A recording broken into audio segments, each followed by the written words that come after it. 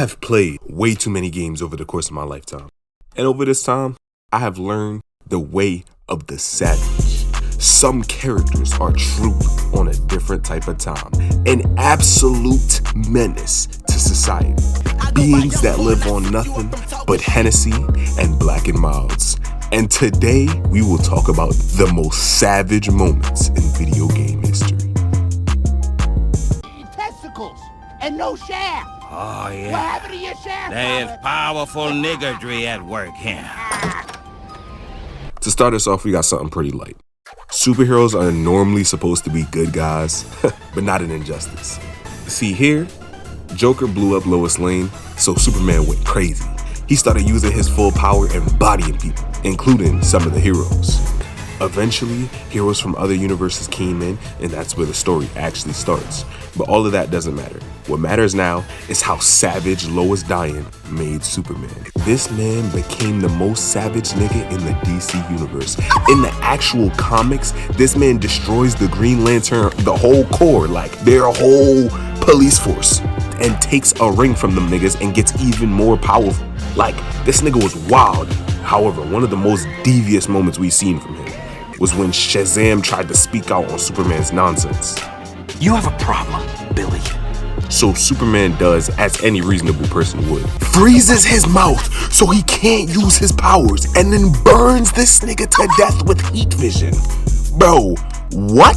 This man burns his eyes out of his sockets in front of all the other heroes. Then has the balls, the gall, the disrespect level was insane. He turns to the rest of the heroes and goes,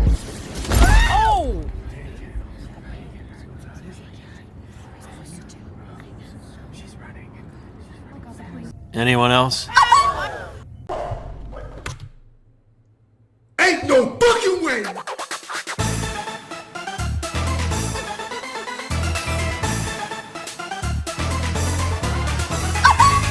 Now, superheroes are all about love and compassion and responsibility or whatever. And most of the time, they actually follow that rule. But not Batman. In fact, Batman is known for being the nigga that never follows rules, like, ever.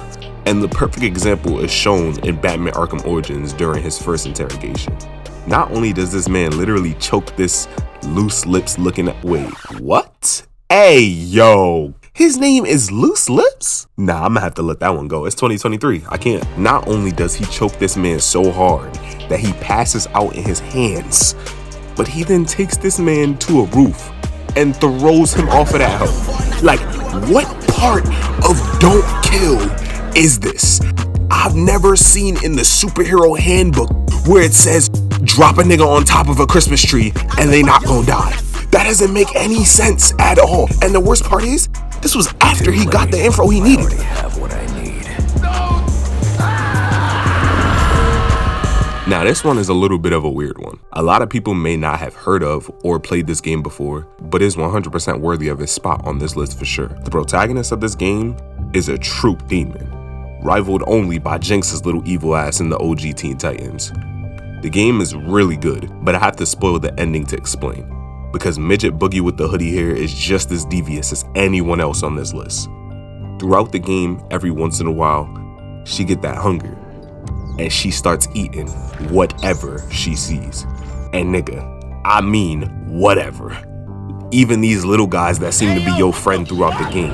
And that's not the worst. As you climb through this boat and try to get to the top, you eventually meet the humans from the Wall-E movie and escape to this weird mannequin lady's room. Come to find out, she's like the god that you've been seeing statues about, and she has these weird ass shadow powers. And unlike running away from her like you do with everything else, she starts fighting and eventually kills the lady. But here's where it gets weird. After killing her, she eats her body and takes her shadow powers, only to go back downstairs and take the souls of everyone that was trying to eat her before. She becomes some sort of little nightmare. Come on now, You see what I did there? You see, killing everything in her path and heads out the door into the wild. Now, if that's not savage, I don't even know what is.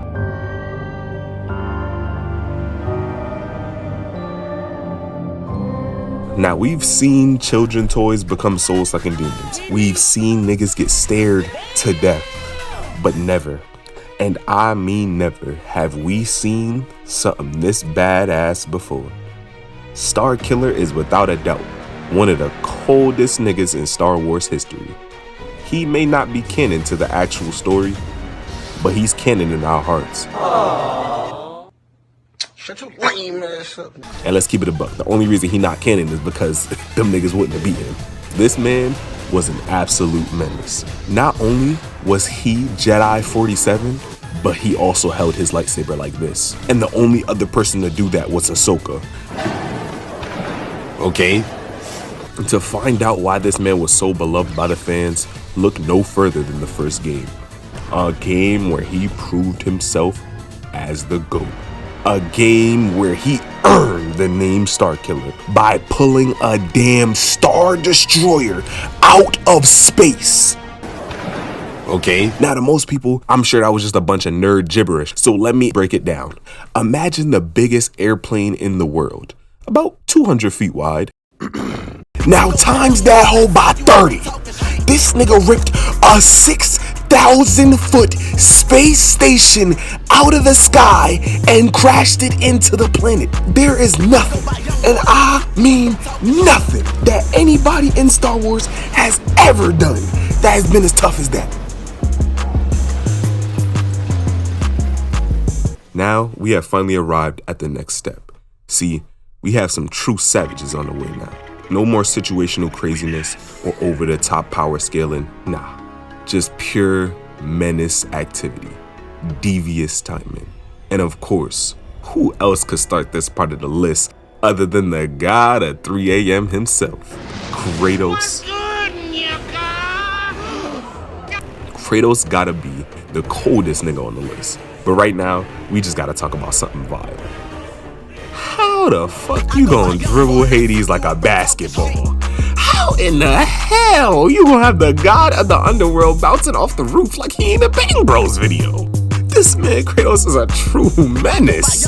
This nigga gonna take his weapons, start slamming him into the ceiling, only to use those same weapons to steal his soul. That's Hades' one and only job. How you gonna take his weapon and take his soul? That's like if Itachi hit a Uno reverse card on Nagato where he was stealing Naruto's soul.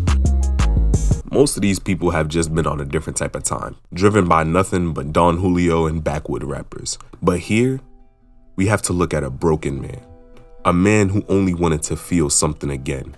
Joel was an absolute menace. After finding out that the only way to potentially find a cure to the cordyceps virus was to kill Ellie in surgery, Joel went off. This man slaughtered his way through an entire hospital. A hospital full of niggas literally trying to save the world just because he didn't want to lose his newfound daughter. Just because he didn't want to let go of the daughter he had lost all them years ago. This man burned the doctors working on the cure to the virus to death. He blew this man's head off.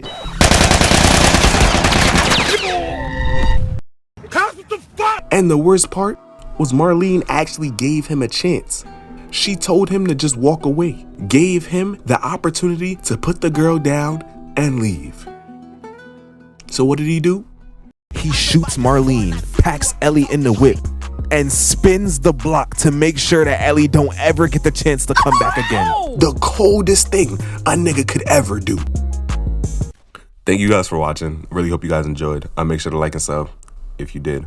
I got a couple more videos coming out on the way. Sorry that it took me so long to make this one. I had like a lot of technical difficulties, but it's not that big a deal. I'm gonna be back on it. I'm gonna have a video out for y'all niggas next week. That's on me. So, see you.